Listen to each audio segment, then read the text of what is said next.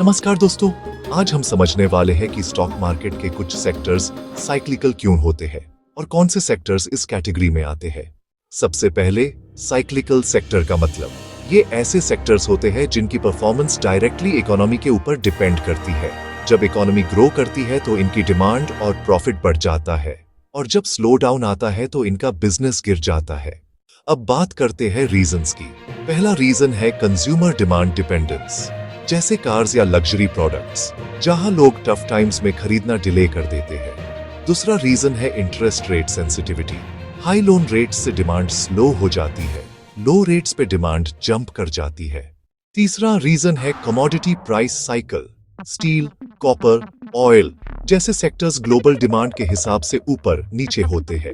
और एक बड़ा फैक्टर है गवर्नमेंट स्पेंडिंग और ग्लोबल ट्रेड, इंफ्रा, आईटी या शिपिंग जैसे सेक्टर्स इनके साथ डायरेक्टली कनेक्टेड होते हैं। अब कुछ एग्जांपल्स से समझते हैं। ऑटोमोबाइल्स, कार और टू व्हीलर डिमांड इकोनॉमी और लोन रेट्स के हिसाब से मूव करती है। Metals and mining, steel, aluminium, copper global infra demand के साथ चलती है। रियल एस्टेट और कंस्ट्रक्शन, ये सेक्टर क्रेडिट अवेलेबिलिटी और इंटरेस्ट रेट पर डिपेंड करता है। बैंकिंग और एनबीएफसीज भी लोन ग्रोथ और एनपीए साइकिल के वजह से साइक्लिकल होते हैं। कंज्यूमर ड्यूरेबल्स जैसे फ्रिज, एसी, टीवी, इनकी डिमांड सिर्फ तब बढ़ जाती है जब लोगों के पास एक्स्ट्रा डिस्पोजेबल इनकम हो।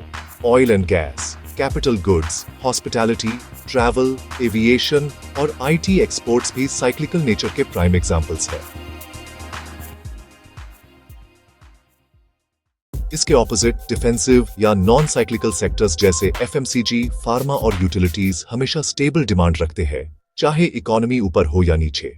तो दोस्तों, अगर आप साइक्लिकल स्टॉक्स में इन्वेस्ट करते हो तो समझ लीजिए कि ये सेक्टर्स इकोनॉमिक साइकिल के साथ चैलेंज। तेजी के टाइम ये स्ट्रॉन्ग रिटर्न देते हैं, लेकिन मंदी के दौरान इनमें गिरावट भी तेज आती है। आपको क्या लगता है, कौन सा साइक्लिकल सेक्टर आने वाले टाइम में सबसे ज्यादा पोटेंशियल रखता है? कमेंट में जरूर बताएं और वीडियो पसंद आए तो लाइक और सब्सक्राइब करना ना भूलें।